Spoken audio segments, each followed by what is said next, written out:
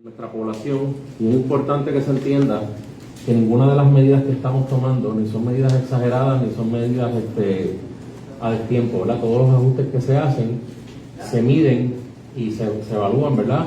Desde su justa perspectiva. Hay unas situaciones, ¿verdad?, que más adelante yo quiero ir explicando durante la conferencia, pero primero que todo, pues creo que lo importante es poder llevar una actualización de la situación de la pandemia, llevarles a ustedes una actualización de los tratamientos que tenemos, cuál es la disponibilidad que tenemos, y después pues unas exhortaciones que me gustaría hacer. Pero me gustaría primero que venga la doctora Melissa Marzán para que nos dé un update de la situación, ¿verdad?, en cuanto a la positividad, los casos y cuáles son las estrategias que tenemos para la pandemia, y después pues la doctora Iris Cardona para que entonces nos hable de los tratamientos que tenemos disponibles.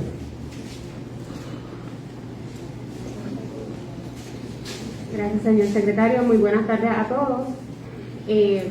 Como bien menciona el señor secretario, conocemos de la situación de COVID-19 desde las pasadas 2 semanas en Puerto Rico. Me gustaría dar una actualización en términos de los indicadores de la epidemia. Para el periodo del 17 al 27 de diciembre, en Puerto Rico tenemos detectados 54.590 casos que sean confirmados o probables de COVID-19. La edad promedio de esos casos sigue estando en los 33 años de edad, y en ese mismo periodo se han realizado 454.467 pruebas.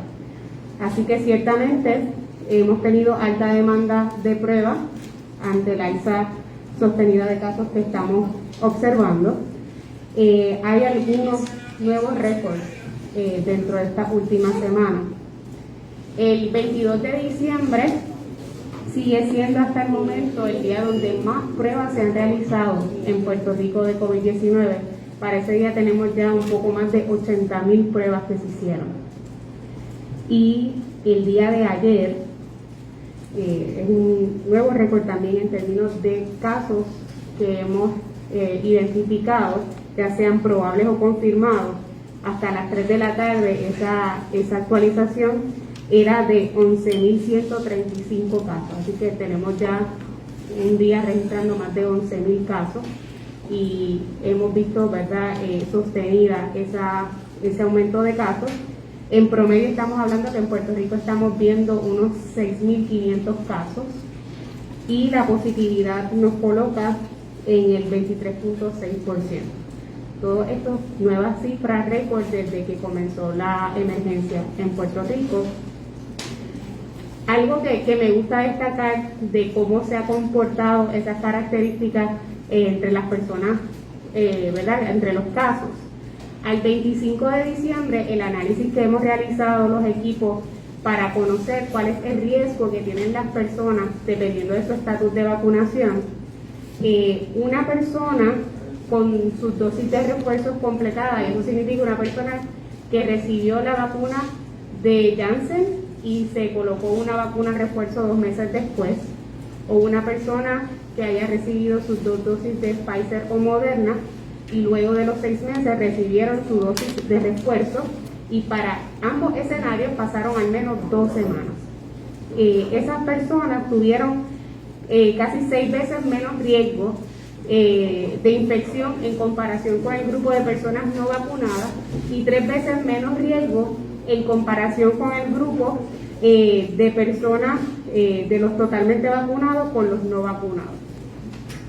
Así que seguimos viendo el efecto protectivo de las vacunas para transmisión, pero más contundentes son los datos sobre hospitalizaciones y la protección de la vacuna en hospitalizaciones.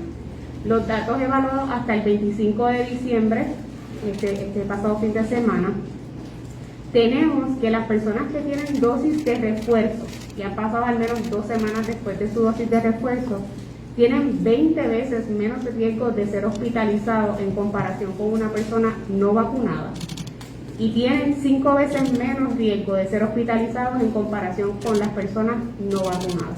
Así que ciertamente seguimos viendo la protección de la vacuna para infección, pero ciertamente para hospitalizaciones. Así que El llamado sigue siendo a que las personas que ya están aptas para sus dosis de refuerzo pasen por ellas.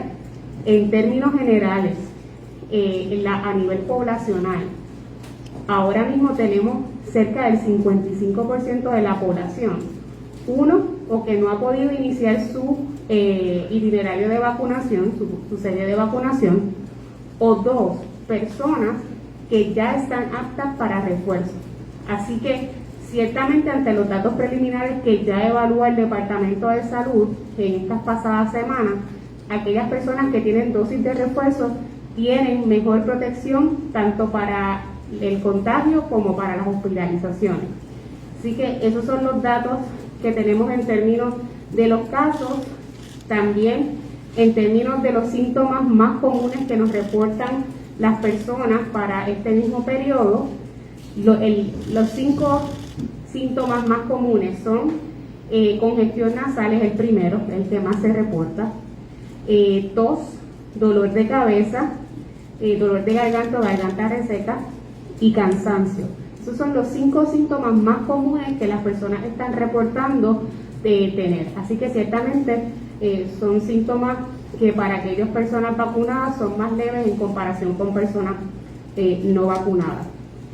En términos de cuáles son las regiones que estamos viendo la mayor incidencia, estamos viendo mayor incidencia en los lugares más densos, que son en la región de salud metropolitana, en la región de salud de Bayamón y en la región de salud de Caguas. Actualmente esas son las 3 regiones donde estamos viendo la mayor incidencia de casos.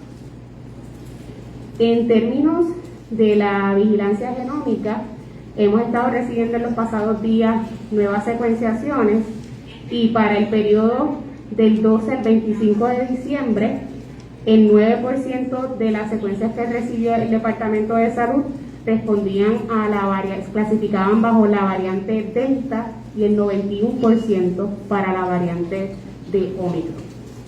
Así que en términos generales, ese ha sido el comportamiento de las últimas 2 semanas de los casos que hemos estado identificando.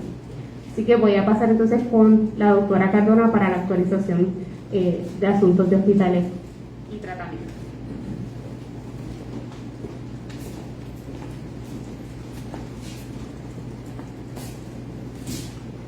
Buenas tardes a todos. Ya escucharon los datos científicos del mundo y los datos que estamos recopilando de Puerto Rico dicen que la vacunación sigue siendo la mejor estrategia de prevención y en este caso de protección. Aquí el informe de vacunas hasta el 27 de diciembre, hasta ayer, a las 12 de la noche, Puerto Rico se han administrado 5.755.960 dosis de vacunas. Tenemos un 83.8% de la población de Puerto Rico que por lo menos ha sido alcanzada con una dosis. Esos son 2.753.387 personas. Y tenemos el 73.4% de toda la población de Puerto Rico completamente vacunada con la serie. 2.411.005 personas. Ahora, para la dosis de refuerzo, que mejora, aumenta y garantiza protección, sobre todo contra enfermedad severa, tenemos 1.266.396 personas, eso es casi el 40% de nuestra población que lo necesita ya le han pasado los 6 meses o los 2 meses después de la vacuna de Janssen y no lo ha recibido. Tenemos 693.023 personas, que son casi un 26% de la población que le toca y ya lo recibió. Con relación a la vacunación pediátrica, hemos alcanzado 98.013 niños en las edades de 5 a 11 años. Eso es el 44% de los que tenemos que vacunar. Y tenemos ya con la serie completa unos 60.357 niños de 5 a 11 años.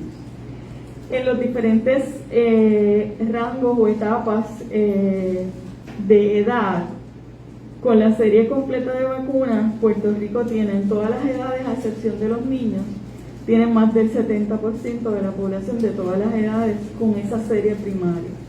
La carrera ahora, lo que tenemos de verdad que alcanzar es que el que le toca ya la dosis de refuerzo lo reciba. Hay vacunas para el día de hoy, esperamos se están recibiendo, ya sea por entrega directa en los diferentes proveedores o en las que recibe el propio Departamento de Salud. Se espera que lleguen antes de mañana 112.290 dosis, que se dividen unas 26.200 dosis pediátricas y el resto, sobre 85.000, son vacunas de adultos. O sea, tenemos dosis disponibles para empezar aquellos que no han recibido su primera vacuna hoy, como para recibir la dosis de refuerzo. Y ordenadas, en espera de que se reciban la semana que viene, otras 101.300 dosis de vacuna. Hemos vacunado diferentes segmentos de la población. Hay unas facilidades de ambiente congregado que nos ocupan mucho, que son los centros de cuidado prolongado. De un total de 1.279 facilidades que habían recibido la serie de vacunación, hemos atendido con el booster 1.019 y se han vacunado 30.400 residentes y 3.049 empleados en esas facilidades.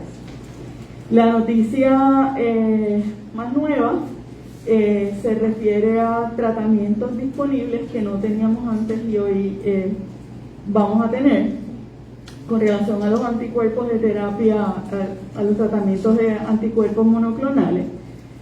Sobre 3.500 personas han recibido este tipo de tratamiento que está indicado para unos pacientes en ciertas categorías de riesgo de enfermedad severa. Y continuamos recibiendo una asignación semanal de estos tratamientos. Hay 3 terapias disponibles: Regeneron o Regencor, Bamlanivimab y Etesevimab, y el último Sotrovimab, que es particularmente efectivo incluso contra la variante nueva Omicron.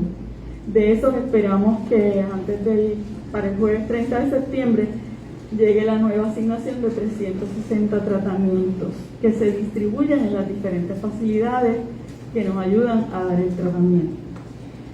Hay unos medicamentos nuevos, se llaman antivirales orales para evitar enfermedad severa en aquellos pacientes positivos al SARS-CoV-2. La FDA la semana pasada autorizó el uso de emergencia de estos 2 antivirales. Uno se llama Paxlovid, la compañía Pfizer, y el otro se llama Molnupiravir. Es un tratamiento en forma de pastillas o píldoras que básicamente interrumpen la multiplicación o la replicación del virus en estos pacientes en riesgo de enfermedad severa, y hay unas categorías identificadas para eso. Los pacientes con resultados positivos a pruebas de antígeno o prueba de PCR deben ser evaluados por su doctor si encajan en estas categorías, y se evalúa también el uso de posibles otros medicamentos que puedan estar utilizando, y se establece o se hace una receta médica para estos medicamentos, y el medicamento va a estar disponible sin costo en una serie de farmacias. Ya hemos recibido la asignación de ambas medicinas. Nos encontramos en el proceso de adiestramiento a los profesionales médicos en términos de cómo hacer la receta y en qué farmacias va a estar. Eso se completa en el día de mañana. De Paxlovid, la píldora de Pfizer, hemos recibido 560 tratamientos disponibles para esta semana, o sea, llegando esta semana. De la píldora de Merck, Molnupiravir, 2.600 tratamientos asignados para el primer ciclo. De esos llegarán en el día de mañana unos 500 tratamientos. O sea que esos 1.060 tratamientos van a estar disponibles. Ya hay una asignación para las farmacias. Les voy a contar que las farmacias de cadena Walgreens ya empezaron a recibir el antiviral de Pfizer y se va a distribuir durante el día de hoy en 28 farmacias ubicadas en una serie de municipios. Hemos hecho un mapa para asegurar que en cada municipio de Puerto Rico en los próximos días esté disponible. No es una medicina, en ambos casos, son medicamentos que hay que controlar, que debe ser recetado por un doctor que evalúe, no necesariamente presencialmente, pero que evalúe el cuadro del paciente con una prueba positiva a SARS-CoV-2, si es un paciente en categoría de riesgos, pero a la vez hay que hacer una evaluación de los medicamentos que concomitantemente pueda estar utilizando el paciente para evitar interacciones. Hay una serie de precauciones. Próximamente se ampliará la distribución, ya hablé de las farmacias de cadena, pero tenemos otras más de 100 farmacias de comunidad que en las próximas horas van a estar recibiendo la asignación. Y nos movemos también a las farmacias de hospitales que tengan salas de emergencia. De nuevo, es una alternativa para evitar enfermedad severa, complicaciones, probablemente hospitalizaciones y fatalidades en pacientes en categorías de riesgo. Las categorías de riesgo están definidas, se definieron cuando se empezaron a recomendar las dosis de refuerzo iniciales hace cerca de 2 meses, empezando por la edad, enfermedades subyacentes, y hay datos científicos que establecen qué tipo de paciente tiene más riesgo de desarrollo a enfermedad severa. Dentro de esas categorías está el paciente de cáncer, el paciente diabético, el paciente inmunocomprometido, el paciente en ciertos tratamientos. La píldora de Pfizer está indicada incluso en pacientes pediátricos a partir de los 12 años. El molnupiravir, que es la de Merck, será para únicamente pacientes sobre los 18 años de edad. Mañana tenemos, ¿verdad?, compromiso con toda la Facultad Médica de Puerto Rico para establecer que todo el mundo esté claro de cuáles son las medidas que hay que tomar para recetarlo. Las guías se han escrito, ya está todo escrito. Hay que cumplir, recordemos que estos son medicamentos bajo autorización de uso de emergencia, así que la ley federal establece que hay que cumplir con una serie de requerimientos y eso también ya está dispuesto y se hará disponible en las próximas 24 horas para todos los médicos de Puerto Rico. Yo creo que ese es con eso terminamos.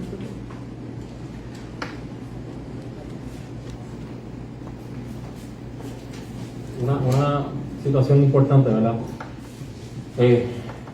Tenemos la alternativa de otros tratamientos para el manejo del COVID, pero hay algo bien importante y es lo de la vacunación.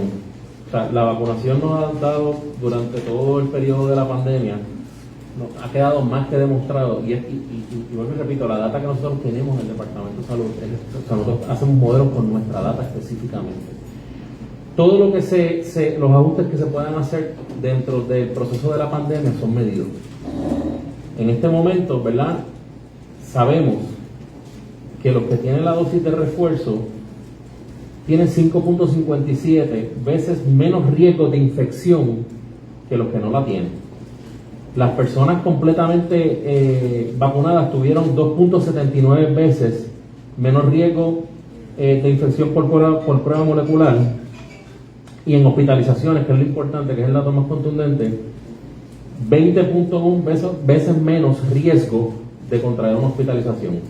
Por lo tanto, lo que estamos viendo ahora en la pandemia, sí, obviamente es menos severo, claro que es menos severo que lo que tuvimos en Delta, ¿verdad? Y si comparamos incidencia versus hospitalizaciones, cuando teníamos menos cantidad de pacientes hospitalizados, menos cantidad de pacientes vacunados, menos por ciento, más cantidad de pacientes hospitalizados teníamos. Y yo estoy en comunicación con todos los hospitales y ¿verdad?, lo que se está mostrando ahora por los pacientes que están admitidos es menos severo. No obstante, tenemos dos retos bien grandes. Y es lo que yo quiero poner en perspectiva. Nosotros tenemos un 16.2%, o sea, 532.487 pacientes que no tienen ninguna dosis de vacuna, o porque son menores de 5 años y no cualifican, o porque sencillamente no creen en la vacuna, no quieren ponerse la vacuna. Esas personas están a mucho mayor riesgo, no tan solo de contagiarse, sino de caer en un hospital y obviamente de tener un índice, ¿verdad?, de mortalidad o condición aguda grave. Y tenemos un 38.5% de la población, o sea, 1.266.396 personas que necesitan el refuerzo. Y hay que recordar que la dosis de refuerzo es 6 meses después de la segunda dosis o 2 meses después de la única dosis de Janssen. Por lo tanto, no todo el mundo puede accesar a tener esa dosis de refuerzo. O sea que el 54.7% de la población necesita o refuerzo o iniciar la vacunación.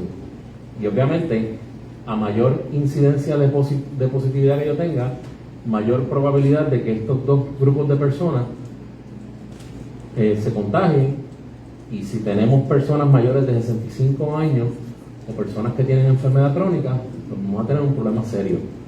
Por lo tanto, vuelvo y repito, las medidas que el Departamento de Salud está tomando, como lo es la cuarentena, como la orden ejecutiva que el señor gobernador anunció ayer de bajar el aforo en los lugares de comida, en donde tú te quitas la mascarilla y tienes un riesgo mayor, porque sabemos que la mascarilla indudablemente ha sido una herramienta sumamente importante dentro del proceso de la pandemia, pues tenemos mayor riesgo de contagio.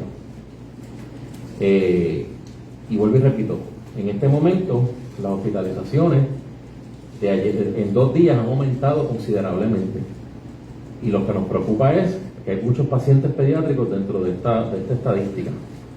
Y es importante que, ¿verdad?, que se entienda, y como lo hemos dicho desde un principio cuando comenzamos este proceso de pandemia, es tiempo de nosotros tomar acción. El pueblo de Puerto Rico, la ciudadanía, tiene que tomar acción.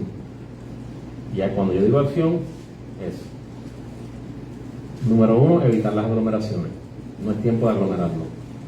Número 2, la utilización de la mascarilla es importante que en todo momento la tengamos. Número 3, sigue siendo importante el lavado de manos constantemente y la conciencia de no tocarnos los ojos ni tocarnos la boca.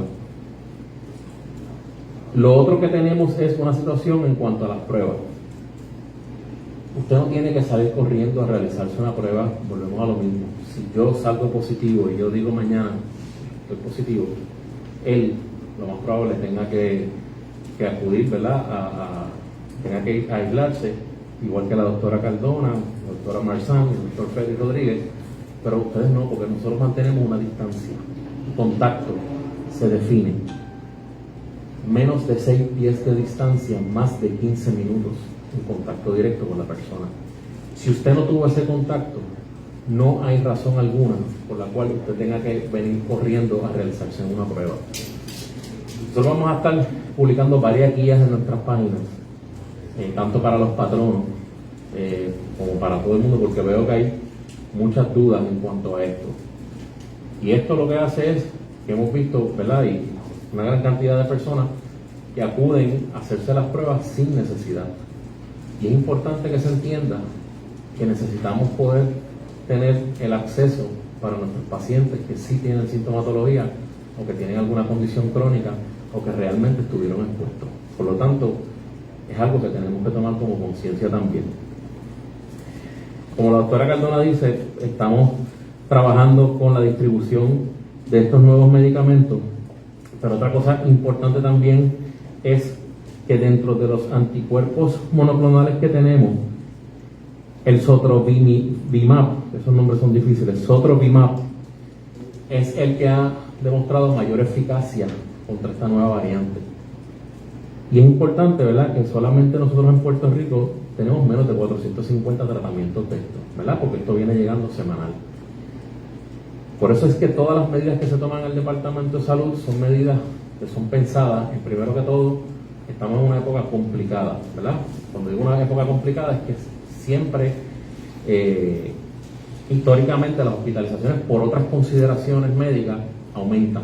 Porque los médicos se van de vacaciones, porque los pacientes se descompensan, por lo que sea, ¿verdad? Por la dieta, por lo que sea, siempre hay un aumento considerable en hospitalizaciones. Por lo tanto, nosotros tenemos que velar por este personal que trabaja en los hospitales y la capacidad, porque no tan solo es la capacidad de camas que tengamos disponibles, es la capacidad que tenemos como los hospitales tienen para poder atender a los pacientes.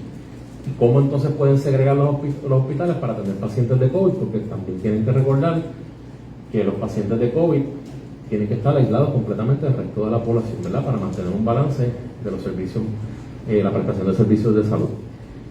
Así que, repito, las medidas que se toman son medidas considerando estos balances, considerando la cantidad de tratamientos que tenemos, considerando el índice de positividad que tenemos elevado, considerando el índice de incidencia de casos que tenemos en Puerto Rico, y obviamente orientando a la ciudadanía de la manera más, que no es tiempo de tomar, no es volverse loco, no es ponerse histérico, es tomar acción y tener prudencia. Prudencia es, si puede evitar tener actividades de aglomeración, no vaya. Si tiene que evitar visitar a sus familiares que son mayores de edad, que tienen algún tipo de condición crónica, no vaya. Si usted no tiene la tercera dosis de la vacuna y le toca, vaya y vacúnese. Estas son las medidas que nosotros tenemos que tomar, y obviamente las medidas de cuarentena que han sido ya explicadas son lo que nos va a ayudar a nosotros poder disminuir esta gran cantidad de casos. Y antes de ir a la pregunta, me gustaría aclarar la situación de los cruceros, ¿verdad? Porque yo creo que ha habido mucha desinformación en cuanto a esto.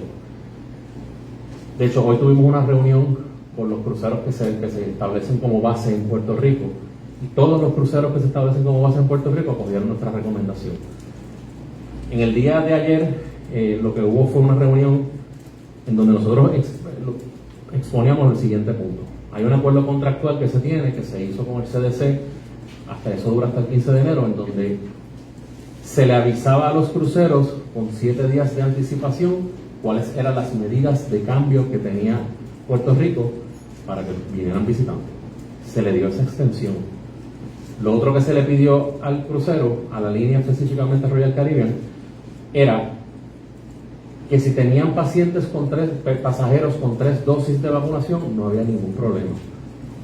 En cambio, si tenían pasajeros solamente con 2 dosis de vacunación, deberían tener una prueba de antígeno no más de 48 horas.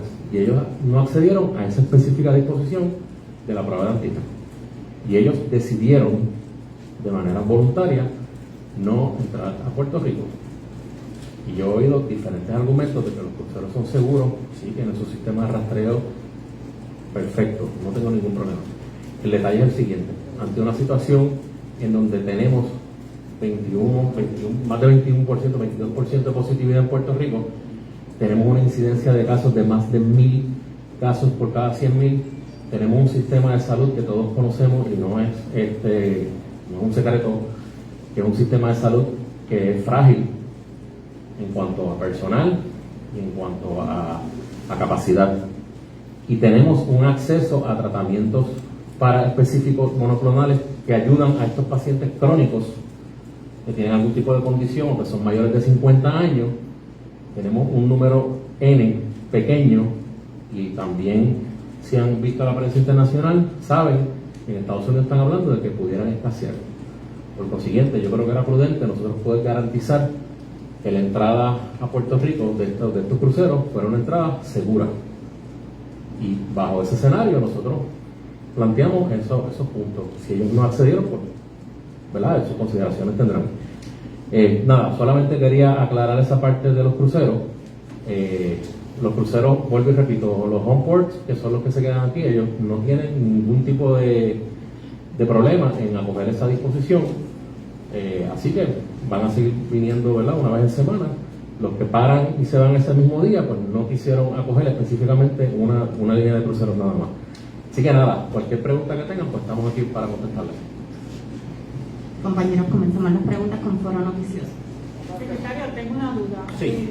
cuando una persona le da COVID y no se ha vacunado, el tiempo para vacunarse luego desde que empieza el COVID o cuando termina. Si termina los sintomatología puede vacunarse. Donde único hay que esperar 90 días cuando recibe algún tratamiento de anticuerpos monoclonal. Pero se puede vacunar. Tan pronto se le vaya la sintomatología se puede vacunar. Entonces, lo otro es que todavía hay problemas con las pruebas. Cuando las personas se las van a hacer, no hay pruebas, están escaseando en los laboratorios. No, las pruebas no están escaseando. En Puerto Rico se están haciendo un promedio de 40.000 pruebas diarias. No es que están escaseando, es que la demanda es demasiado grande. O sea, es imposible poder correr 40.000 pruebas diarias. Eso es algo totalmente fuera de contexto, es demasiado mucho.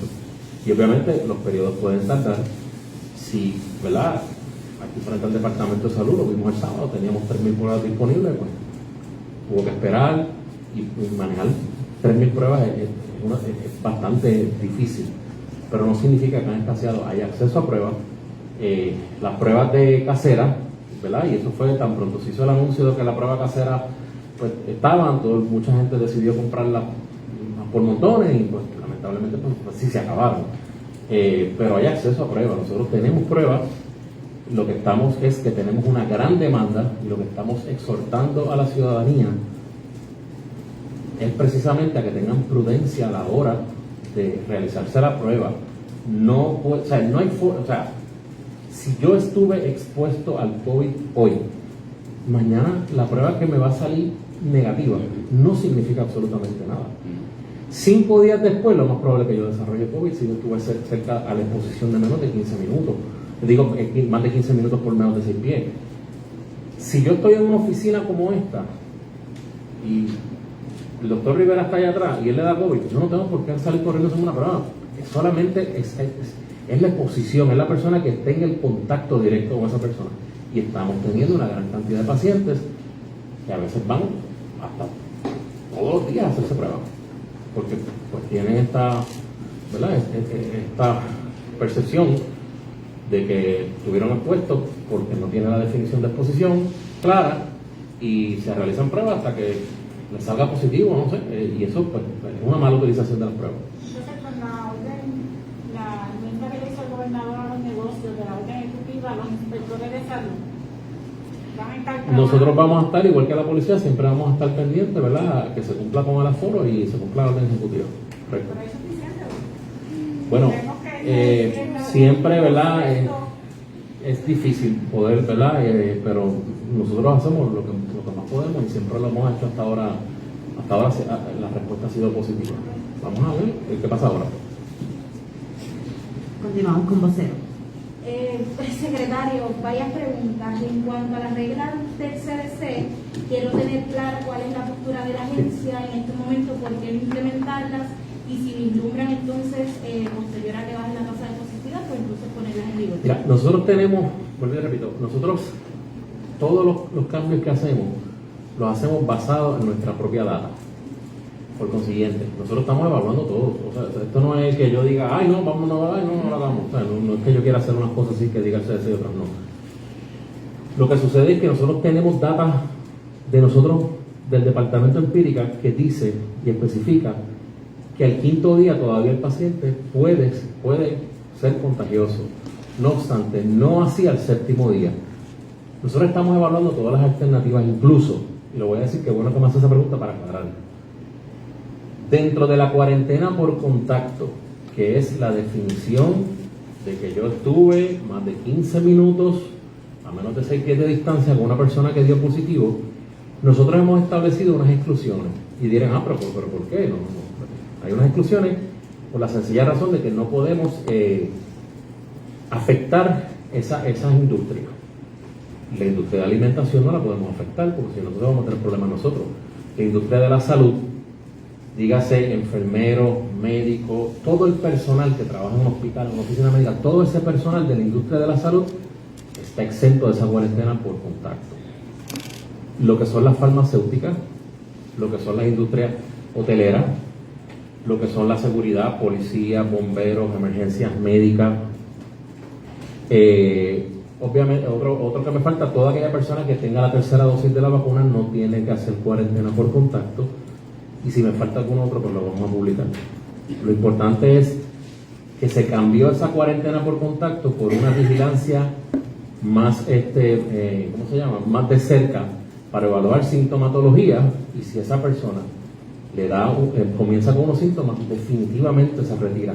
Pero es esta situación en donde la persona dice, pues mira, yo tuve contacto con una persona de COVID según la definición de contacto, pero entonces vamos a esperar que le dé la sintomatología. Como quiera que sea, la norma es que todo el mundo mantenga la distancia y la norma es que todo el mundo mantenga su mascarilla puesta.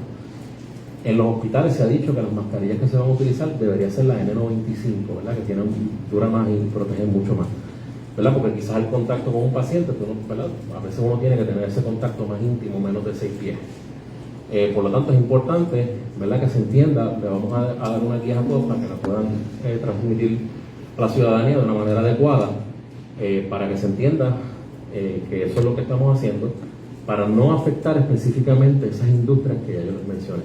Y hay otras más que no me acuerdo así ahora mismo, pero le vamos a dar la guía. Entonces, la otra pregunta sería, ¿cuál va a ser el proceder de la agencia en cuanto a este festival de las máscaras, que ya sabemos que no contaba con la recomendación de la agencia? Mira, nosotros, ¿verdad?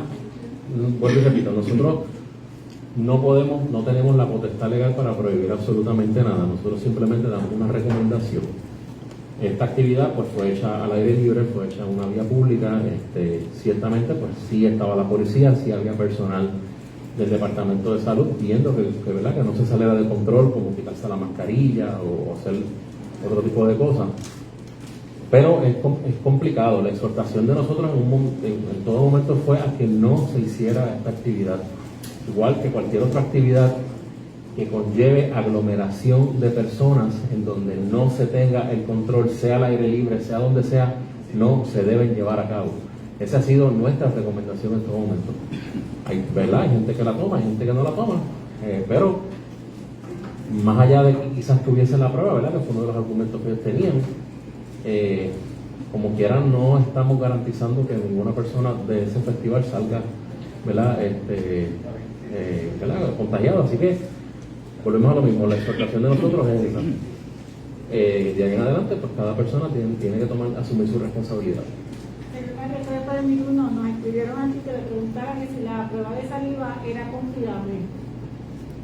Específicamente cuál de la de saliva, sí, pero si la vende la farmacia está aprobada. Sí, debe ser de las pruebas que se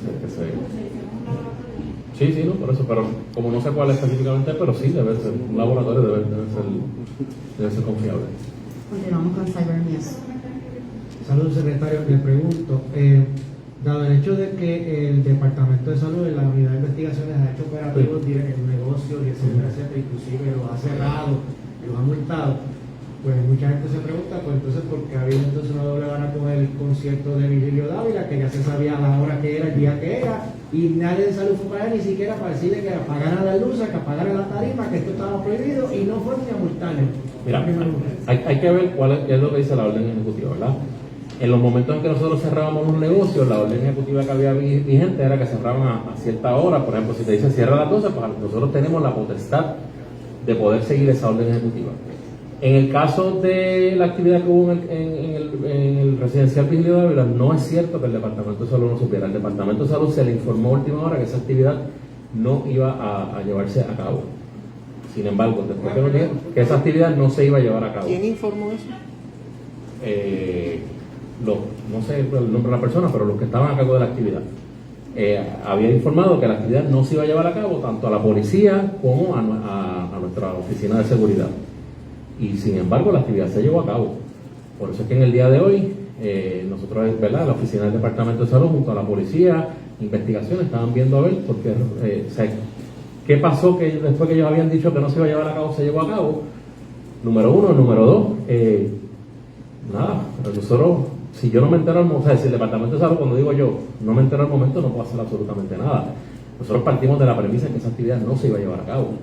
Sin embargo, se llevó a cabo. Pero es bien importante que se entienda que cuando el Departamento de Salud entra o a cerrar un negocio, es basado en lo que dice la orden ejecutiva al momento. En el pasado, habían órdenes de cierre. Por ejemplo, ahora, que viene la orden de que tiene que haber un aforo de un 50%, si hay un 100%, pues el Departamento de Salud tiene la facultad de poder entrar y poder sancionar. O si las personas están sin mascarilla. Eso es lo que está ahora mismo en la orden vigente. Las próximas dos preguntas las hago rapidito porque son sobre hospitales. La primera es que hay una denuncia de que la gente, como están locas buscando hacerse la prueba de COVID, se van para la sala de emergencia, que se la hagan y están llenando la sala de emergencia. Número dos, también hay un alegato de que muchos de los hospitalizados que están supuestamente por COVID, según escuchó un doctor esta mañana, no necesariamente deberían estar hospitalizados por el cuadro de síntomas que están presentando. Contesto fácil.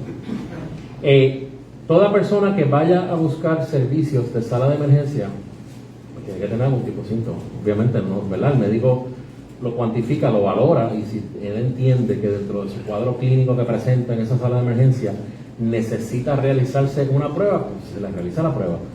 No obstante, ¿verdad? Y eso los médicos de sala de emergencia lo saben. O sea, ellos la sala de emergencia no es un lugar para yo ir a hacerme unas pruebas porque no tenga acceso al laboratorio. Porque la sala de emergencia precisamente es para una emergencia. Usted tiene fiebre, usted se siente con dificultad respiratoria, pues eso usted acude a la sala de emergencia. En cuanto a las hospitalizaciones sin criterio, mira, yo he hablado con Sistema IMA, Metropavía, todos los días, con Sistema Doctors, con hospitales en Mayagüez, con hospitales en el este, de 68 hospitales, 69 hospitales que hay. Yo te diría que nosotros, ¿verdad?, hablamos con los diferentes sistemas y estamos hablando más o menos como con 40 y pico de hospitales. Y yo he hablado con infectólogos, con neumólogos de la comunidad. La situación es la siguiente: pacientes que tienen vacuna y están hospitalizados es porque tienen algún tipo de condición crónica. O por ejemplo, en el caso de la doctora Cardona, que ha verificado muchos de los casos pediátricos, ¿verdad? No todos, pero llamado bastantes pediatras, muchos de ellos pues no tienen la vacuna porque no cumplen con la edad, y muchos de ellos pues tienen enfermedades, padecen de pulmonía o llegan deshidratados por la fiebre, ese tipo de cosas que sí ameritan hospitalizar. Es bien difícil que se hospitalicen pacientes que no tengan criterio clínico porque los planes médicos no lo van a pagar. Si usted admite un paciente y usted pone en el diagnóstico como médico, ese paciente tiene pulmonía, esa placa tiene que estar positiva porque si no el plan médico no lo paga. O sea que, vuelvo y te repito, y como digo esto, digo las otras cosas. La situación actual es que sabemos que la sintomatología que está presentando es menos severa. Y eso es gracias al gran por ciento de pacientes vacunados que tenemos. Porque si un paciente tiene 2 dosis de vacuna, no es lo mismo que un paciente que no tenga ninguna dosis. Porque cuando ese virus va a entrar, aunque uno tenga poquita cantidad de anticuerpos, siempre va a existir algún tipo de bloqueo de la entrada de ese virus a la célula, y quizás la sintomatología sea menos severa. En pacientes que no han tenido la oportunidad de exposición a ninguna proteína de este virus, es decir, que no se han puesto ninguna vacuna, es altamente probable que la situación sea diferente en estos pacientes. Ahora mismo, mientras más positividad tengamos, más probabilidad tenemos de afectar ese 54% que a nuestro juicio no tiene la misma protección. Y por eso es que la exhortación es a llevar los mecanismos que está llevando el gobierno para poder bajar esa positividad y proteger a estas personas. Las hospitalizaciones van a subir.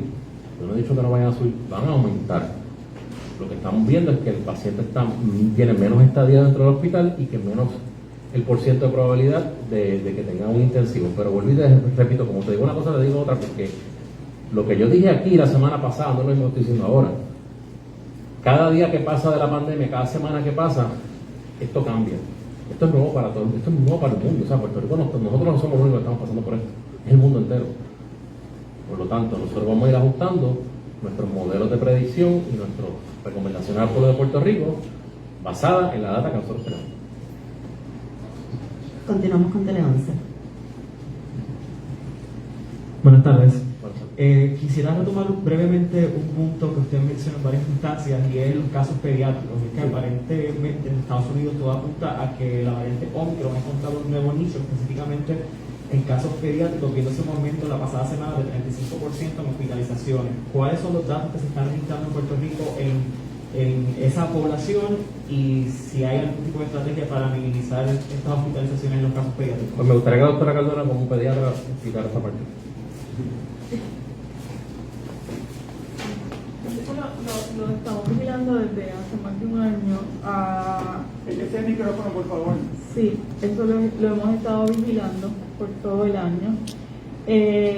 Los pacientes menores de 21 años representan el 19% de todos los casos probables y confirmados, o sea, cuando el total acumulado de casos. Y las hospitalizaciones en un perfil que se está haciendo del paciente pediátrico hospitalizado, no hemos completado el aumento que hemos visto en los últimos 2 días. Pero básicamente los pacientes pediátricos componen el 27% de todas las hospitalizaciones. Hemos encontrado, ha habido semanas que la mayoría de estos pacientes son adolescentes. Y encontramos que de todos los casos en adolescentes, el 25.7% estaban vacunados. Lo que hemos visto la última semana en un sondeo que yo misma he hecho con los hospitales es que hemos tenido un aumento en las hospitalizaciones en menores de 5 años, particularmente menores de 2 años. Coincide, esto no es nuevo en pediatría, el mes de diciembre, finales de noviembre, diciembre, enero hasta febrero, con otros virus respiratorios que afectan particularmente, ponen enfermitos a estos pacientes pediátricos, particularmente los menores de 2 años. Y eso es lo que hemos visto en los últimos días.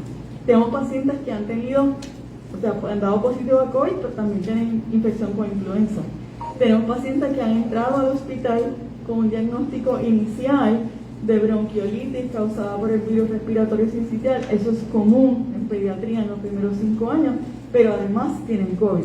Eso presenta un panorama que nos preocupa y que tenemos que seguir vigilando. No obstante, al día de hoy, de los 73 hospitalizados, solamente tenemos un paciente en unidad de cuidado intensivo. Mi próxima pregunta va dirigida a el CDC, que hace con unos modelos estadísticos que hace una predicción de cuántas personas van a estar siendo contagiadas en las próximas semanas. ¿Tenemos eso aquí, algún dato referente a cuántos pueden ser los casos o el aumento de casos que podemos estar observando en las próximas semanas, tomando en cuenta el ritmo de contagios que hay actualmente? Igualmente nosotros estamos evaluando los datos de Puerto Rico sobre proyecciones en casos y en hospitalizaciones. En otros lugares del mundo lo que se ha visto con Omicron ha sido que básicamente este repunte mantiene el alza de casos por 3-4 semanas y a partir de ese momento se estabilizan los casos y comienzan a disminuir. Puerto Rico estamos empezando ahora esta semana, la 3ª semana de Omicron, así que todavía esperamos a continuar ver la tendencia esta semana de aumento de casos. De hecho, ayer fue una cifra nueva récord de casos para un solo día. Continuamos con Telenoticias. Quiero añadir que lo importante es, la variable va a ser los tratamientos que tenemos. La variable va a ser, ¿verdad?, lo de la anticuerpo monoclonal que estamos utilizando y los medicamentos que la doctora Cardona ha anunciado, que van a estar accesibles y disponibles en la comunidad médica y que sean utilizados de la manera adecuada. Por eso es que el Departamento de Salud, en colaboración con el Colegio de Médicos Cirujanos de Puerto Rico, va a estar diseñando unos módulos, unos cursos para todos los médicos completamente, ¿verdad?, accesibles a todos los médicos, y que van a estar por una serie de días para que los médicos puedan tener acceso, orientarse y utilizar este medicamento, porque todos estos medicamentos están diseñados para precisamente evitar las hospitalizaciones en pacientes, ¿verdad?, que sabemos que van a tener un alto riesgo de tener esta hospitalización. Precisamente hablando de lo que son los tratamientos, porque sabemos que hay áreas en los Estados Unidos como en Texas que había una escasez de tratamientos anticuerpos. Esa no es la situación aquí en Puerto Rico, secretario. Hasta el momento nosotros, ¿verdad?, vuelvo y te repito, lo que tenemos es una cantidad de medicamentos que nos envían, ¿verdad?, y es una cantidad que no es infinita. Por eso es que, ¿verdad?, queremos utilizar los medicamentos específicamente siguiendo, obviamente, porque tiene que ser así, siguiendo la norma específica del CDC y las guías específicas, y por eso es que necesitamos bajar la positividad, porque vuelvo y repito, nosotros tenemos un 54% de la ciudadanía que la vemos dentro de un margen de personas que tienen mayor riesgo si se contagian, que son los que habíamos hablado que no tienen acceso a la vacuna porque tienen menos de 5 años o porque definitivamente han decidido que no se van a vacunar por la razón que sea. No vamos a entrar en esa controversia. Y otras personas que solamente tienen 2 dosis de vacuna, de las cuales ahí sabemos que hay personas que si son mayores de 65 años o tienen alguna enfermedad comórbida, pues van a tener mayor riesgo de hospitalización y mayor riesgo de poder tener una situación complicada. Por eso es que se toman todas las medidas que se están tomando en este momento y por eso la exhortación general a la ciudadanía a que bajemos esta positividad. ¿Para qué? Para entonces no afectar a esta población que es más vulnerable. Continuamos con WIPR. Secretario, mire, es para que no se cree una confusión con esto de los cruceros y los viajes vía avión, porque usted mencionó que en el acuerdo, por lo menos que ustedes proyectaron, se trató de llegar al mismo.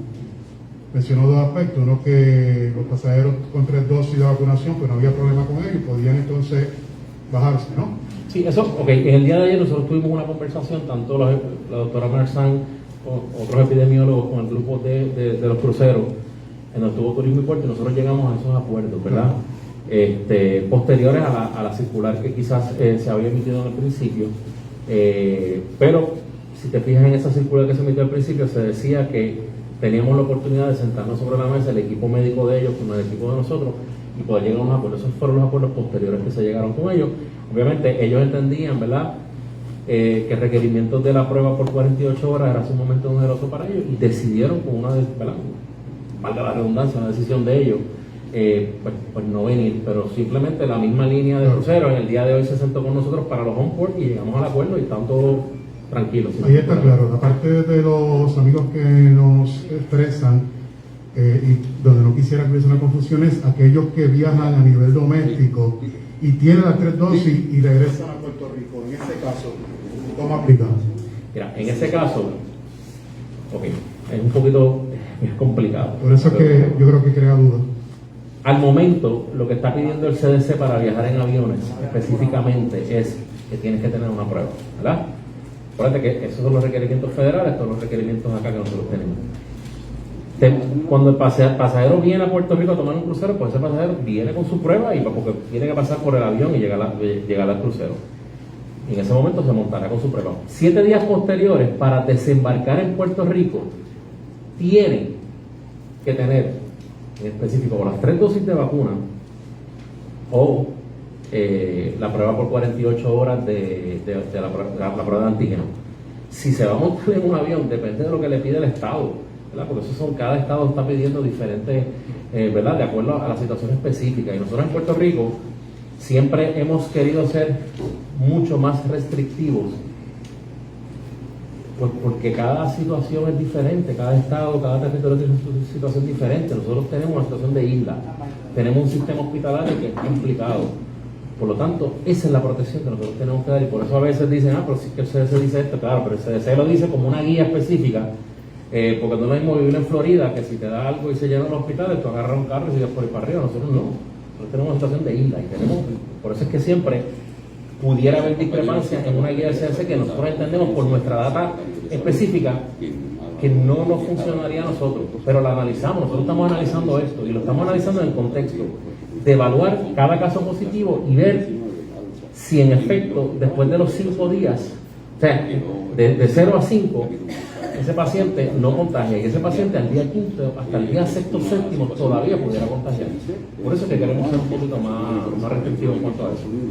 Que tienen una duración de 3 a 4 semanas. Continuamos con Javier. Estamos ahora nuevamente aquí en la conferencia. Vamos a escuchar lo que tiene que decir el secretario. Sí. Dice que hay suficientes pruebas para hacer, ¿verdad? Pero en cuanto al personal, ¿hay suficiente personal para atender esta alta demanda o en eso está? Buena pregunta, porque se añade al esfuerzo de la Guardia Nacional de Puerto Rico, se añadió al esfuerzo de las pruebas para nosotros poder ampliar más que los lugares. Sí, digo, se están ampliando los lugares, se está dando el equitativo, se le está dando prueba a todos los municipios que tienen el esfuerzo también. Pero más que quizás expandir ya lo que tenemos, son 71 centros, es ampliar los horarios para que la gente pueda accesar. Pero sí tenemos personal suficiente. No obstante, ¿verdad?, manejar 40.000 pruebas diarias, una persona se cansa y la logística es sumamente complicada. Continuamos con Guapa. Le haré la pregunta a capela, no me han dado el minuto. Secretario, se ha establecido que en estos momentos hay una situación de alza notable en el caso de pediátrico. Sí. Tenemos información corroborada por la alcaldesa de ese municipio, en el caso de Loíza, de un menor de tan solo 3 meses, que tal vez, hasta lo que yo sé, sería el caso de menor edad, padeciendo de la condición, tal vez. Creo que hay uno de menor edad, pero en ese caso específico, yo personalmente he hablado con la alcaldesa, que me llamó sumamente preocupada el día que salió, que comenzó la sintomatología con el niño, estuvo expuesto. La recomendación fue que lo llevara al hospital. Creo que lo llevaron a un centro de salud, no le hicieron la prueba. Posterior sí lo llevaron a un hospital, sí salió positivo. Y obviamente, pues la recomendación ha sido vaya a su pediatra, ¿verdad? Para evaluarlo, pues una recomendación por teléfono no es adecuada.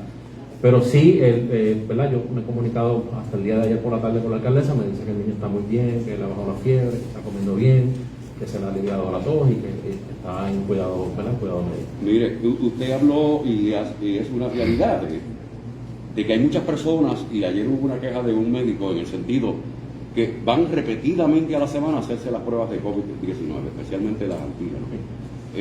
¿Qué se va a hacer? Porque aparece un récord de que esa persona ha estado yendo constantemente y es innecesario y le está coartando el derecho a otro que tal vez tiene realmente la necesidad. Sí.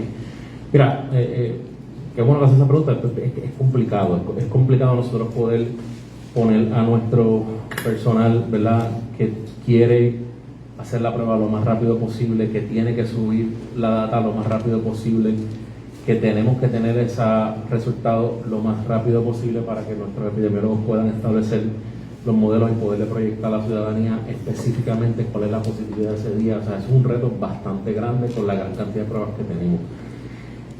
Lo hemos pensado, hemos estado hablando de qué manera podemos cernir esto, pero debido a la gran cantidad de gente que viene en este momento es sumamente complicado porque vamos a atrasar el proceso.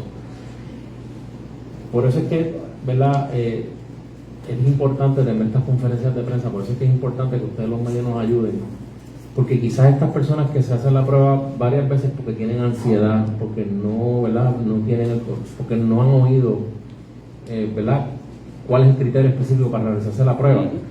Y es importante que se entienda, y lo voy a repetir 1000 veces si lo tengo que repetir al día, si usted tuvo contacto, o sea, si usted lo llama a alguien y le dice, mire, yo estuve en una actividad y salí positivo, si usted no estuvo con esa persona más de 15 minutos, menos de 6 pies de distancia, es poco probable que usted esté positivo. Por lo tanto, salir corriendo a hacerse una prueba no es la opción. Si por el contrario usted sí recuerda haber estado más de 15 minutos hablando con esa persona a una distancia de menos de 6 pies, hasta que no pasen mínimo 5 días, usted no va a tener un resultado que sea confiable. Y como quiera que sea, tiene que estar esos 10 días ¿verdad?, en cuarentena. No hay forma de que no los esté. Por eso es que, porque nunca vamos a saber el día que le comenzó. Seguro. Y es bien importante que se entienda que hasta tanto y cuanto usted no tenga los síntomas, o hasta tanto y cuanto usted no esté consciente de que tuvo ese contacto, no venga a hacerse una prueba, porque lo que va a hacer es lo que acaba de narrar. Y eso, pues, la ciudadanía tiene que ajustarse, porque en este momento es complicado para el departamento y para cualquier laboratorio poder bajar la data y ver si ese paciente vino o no vino, antes de que se haga la prueba. Bueno, señoras y señores, acaban de escuchar al secretario de Salud hablando sobre cuál es la situación. Sí, tengo varias preguntas en relación a el COVID-19 ayer y comenzó las acciones que está realizando la agencia para combatir. entra en vigor la orden ejecutiva que requiere a los pasajeros que entreguen prueba negativa en vuelos domésticos. 74% no la trajeron. O sea, ¿cuál es la estrategia de las autoridades para que se cumpla con este mandato? Esa es la primera.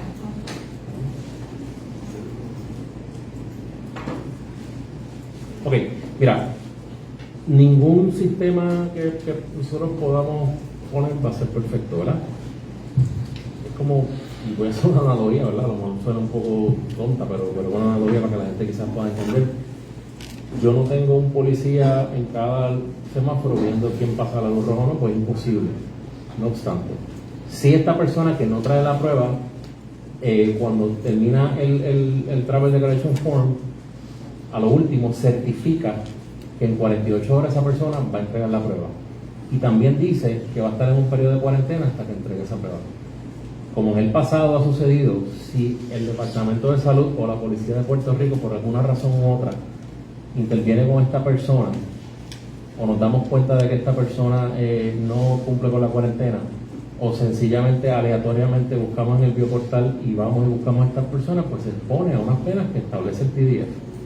Por eso es que es importante que, más allá de nosotros estar gastando energía en velar a las personas, porque la función y la misión del Departamento de Salud no es tener policías de salud todo el tiempo en la calle, es que la ciudadanía entienda que tiene que poner de su parte, y que para nosotros poder salir de esto necesitamos la cooperación de todo el mundo, y vamos a seguir en esta dinámica de informar, de educar.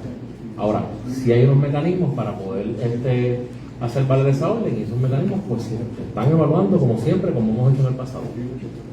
Secretario, usted dijo de los síntomas, perdóname, para aclarar algo, usted dijo los síntomas, pero tiene que cumplir con todos y cada uno de esas sintomatologías para que sea un diagnóstico. Cualquiera de los síntomas pueden ser sensitivos a cualquiera, ya sea congestión, ya sea tos, pérdida de olfato, desgaste físico, cualquiera de los síntomas. ¿La persona se puede poner la vacuna sospechando que pueda tener contagio? Debería esperar a que se le quiten los síntomas, debería esperar. Sí, entonces mencionó que ha bajado la estadía promedio en un hospital. ¿Bajó a cuánto más o menos que estuvo ahí comparado con agosto? Bueno, todavía ese número específico yo no lo tengo, ¿verdad? Pero sí yo he hablado con los médicos y lo que ellos están diciendo es que los pacientes no tienen una estadía prolongada como en el pasado, pero todavía es poco tiempo para poder sacar esa estadística específica de esa estadía promedio, porque ahora es que estamos teniendo mayor hospitalizaciones. Ok, entonces, ¿tienen números de cuántas la actualización de embarazadas contagiadas? No lo tengo, pero lo buscamos. ¿Hay unidades de COVID llenas en los hospitales? Ahora mismo no. Y para aclarar, si continúan 27 los casos confirmados de Omicron, secuenciados, Sí. continúan en 27. No.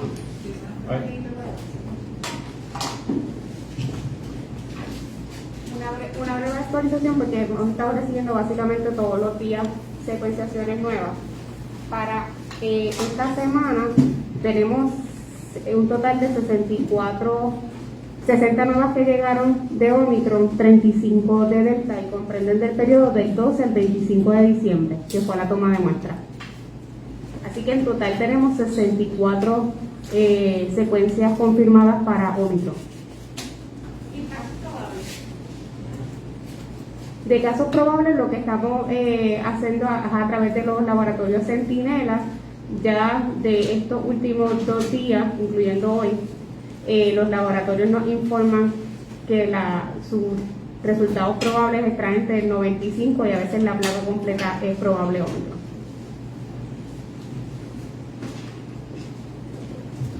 Continuamos con Noticel. Sí, buenas tardes, secretario. Nuevamente con el tema de las pruebas, yo entiendo lo que usted está planteando en cuanto a las razones por las que se ha creado este backlog, ¿no? Y esta fila, esta aglomeración de personas para hacerse la prueba. Pero no sé si soy yo, pero tengo una preocupación con esto de que ahora el mensaje sea: no te hagas la prueba si no la necesitas, por las razones que ustedes entiendan que una persona necesita la prueba. Eso contrasta muchísimo con por lo menos el mensaje que se llevaba hasta el momento, que era: háganse las pruebas siempre, porque a través de las pruebas ustedes tienen la habilidad de saber cómo se está propagando el virus, y mientras más pruebas, más cernimiento de dónde están esos focos y cómo atacarlos. No se convierte en última instancia un arma de doble filo el que aquí se le esté diciendo a la gente, como ahora está tapada la cosa, no vayan a hacerse la prueba si no tiene síntomas, cuando asintomático pudiera estar contagiando a 20.000 personas más. Y que no se torne esto como ocurrió con las mascarillas, donde en el inicio de la pandemia se enfatizaba que la mascarilla era solamente para las personas que tenían síntomas o estaban enfermas, y sin embargo aquí estamos 2 años después con obligación de utilizar la mascarilla. Esa es mi primera pregunta. Lo que pasa es que lo que se establece como norma en un proceso de pandemia es cambiante. Ahora nosotros tenemos una gran cantidad de casos positivos con una mínima cantidad de casos que son severos. Y esto, por lo que expliqué, por el gran número de pacientes vacunados que tenemos.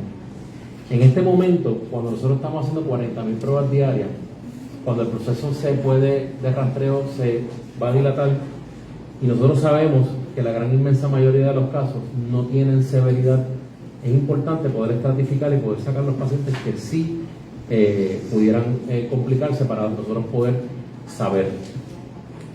Lo otro, en cuanto a la positividad del paciente asintomático, sabemos que si usted utiliza mascarilla y usted mantiene una distancia de menos de 6 pies de la persona, eso ya está más que probado que la probabilidad de contagio disminuye. La otra herramienta que tenemos para disminuir la cantidad de contagio es la tercera dosis de la vacuna. Por lo tanto, en este momento, nosotros estamos exhortando a la ciudadanía, no es que le estamos diciendo que no te haga la prueba, lo que estamos diciendo es que una persona que tenga contacto en el día de hoy no puede salir corriendo mañana a hacerse una prueba, porque no eso no dice nada. Que una persona que quiera hacerse la prueba todos los días porque piense que se le va a pegar el COVID, pues mira, mejor es quedarte en tu casa y utilizar la mascarilla. Pues eso tampoco es racional. Y lo que estamos diciendo es, si usted entiende que dentro de las definiciones de contacto usted tuvo un contacto cercano con la persona, le estamos diciendo, al día 5 de ese contacto, hágase la prueba. Si por consiguiente usted comenzó con una sintomatología específica y usted es una persona que tiene una condición crónica, tenemos acceso a unos medicamentos, por lo tanto, sí hágase la prueba. Son dos cosas diferentes. Pero hacer la prueba, porque las pruebas tú las utilizas en dos formas. O es para cernimiento o es como medida diagnóstica. En este momento tenemos ambas cosas corriendo. Pero como hemos visto dentro de las 40.000 pruebas que hacemos, una gran cantidad de personas que sabemos que están haciéndose la prueba a diario, o sabemos que vienen te dicen precisamente en el lugar de la prueba, me quiero hacer la prueba porque anoche estuve en una fiesta y hubo un positivo. Eso no es una razón para hacerse la prueba.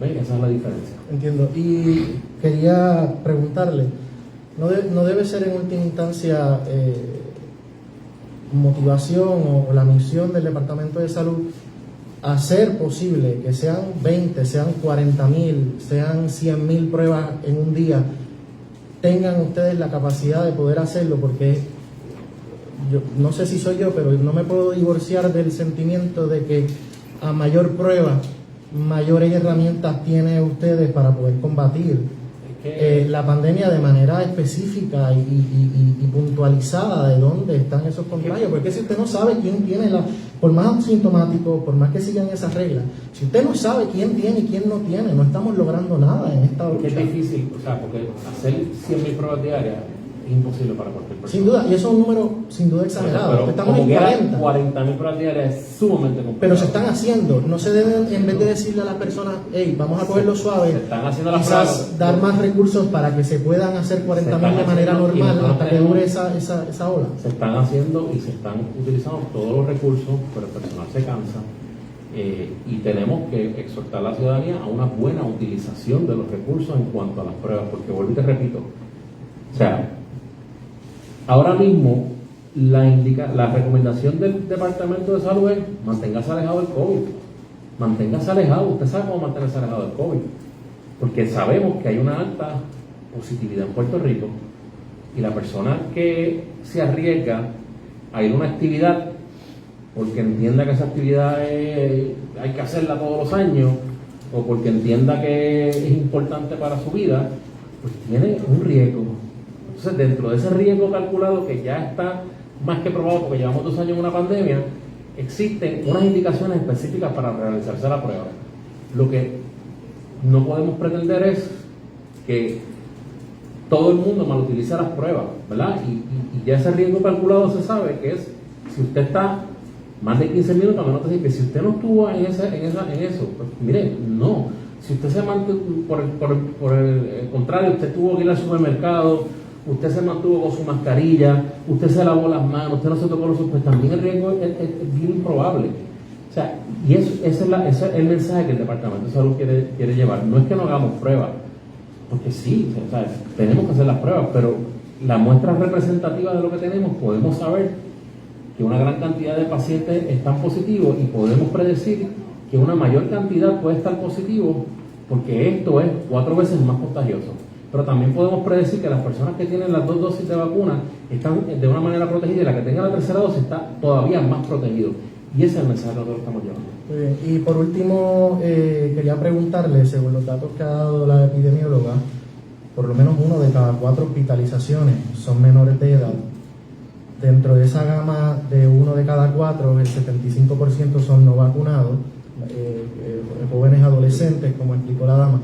Pero mi pregunta es, yo sé que hay una política pública de que las escuelas es lo primero que se abre y lo último que se cierra, así lo han dicho en muchas ocasiones aquí, pero siendo este el panorama y ante la tasa de positividad que ronda en el 25%, que se ha proyectado que si continúa de esa manera descontrolada pudiera llegar incluso hasta el 40%, ¿no los hace a ustedes quizás reevaluar esa posición de que de cara a un nuevo semestre escolar, siendo los niños uno de los grupos más afectados, particularmente aquellos que no reciben la vacuna, pues quizás tenemos que repensar esa posición de si las escuelas deben permanecer abiertas de esa manera tan absoluta?